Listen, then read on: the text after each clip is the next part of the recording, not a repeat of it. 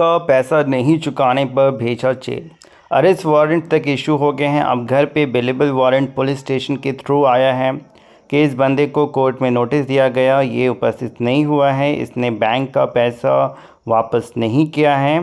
Because यहाँ पे जो रीज़न था कि इन्होंने लोन लिया, इनके बैंक में सफिशेंट अमाउंट नहीं था, जिसकी वजह से बैंक वहाँ से ऑटो डेबिट भी नहीं कर पा रहे हैं जो भी इनका ईएमआई था, और इस वजह से डिसऑनर ऑफ सेटलमेंट था इलेक्ट्रॉनिक फ़ंड ट्रांसफ़र, तो इनसफिशेंसी की वजह से नोटिस भेजा गया एज़ पर द प्रोसेस।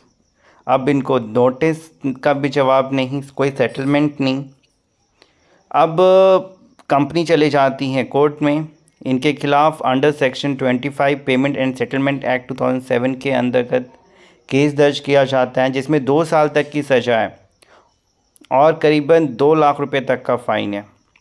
अब यहाँ पे अवेलेबल वारंट तक इशू कर दिया गया है कि इस बंदे को जाओ पकड़ के लाओ। अगर ये मानता है तो 10,000 की श्योरिटी और बेल पे इसको छोड़ा जा सकता है, लेकिन इसको जो भी गिवन डेट है उसमें अपेयर होना पड़ेगा।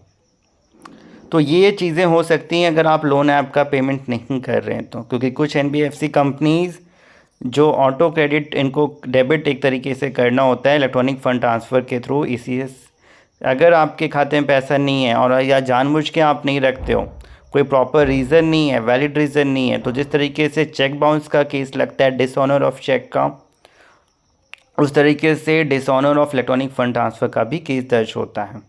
और यहाँ भी अमाउंट कुछ ज़्यादा नहीं है, केवल 11,000 रुपये के लिए कंपनियाँ कोर्ट पहुँच गई हैं।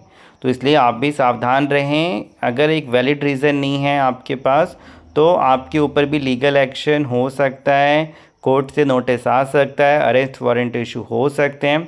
अगर आपने भी किसी एनबीएफसी का लोन लिया है, आपके सिविल स्कोर में वो दिख रहा है, वहाँ से कोई प्रॉपर नोटिस आ रहा है, जो भी कंपनी है वो रजिस्टर्ड है आरबीआई के थ्रू, तो डेफिनेटली वो कोर्ट जा सकती है अपने पैसे आपसे वसूलने के लिए। अगर आपको भी कोई नोटिस दे रहा है या गलत तरीके से कोई डराता है, धमकाता है, कॉन्टैक्ट पे फ़ोन करेंगे, बदनाम करेंगे, गाली गलौज करता है, तो डेफिनेटली आपका अधिकार है उस कंपनी के अगेंस्ट एक्शन ले, लेकिन उसके लिए आपके पास एविडेंस होना चाहिए। तो वो सारी चीज़ें सेटलमेंट में आप यूज़ कर सकते हैं। फिर भी आपको कोई एडवाइस चाहिए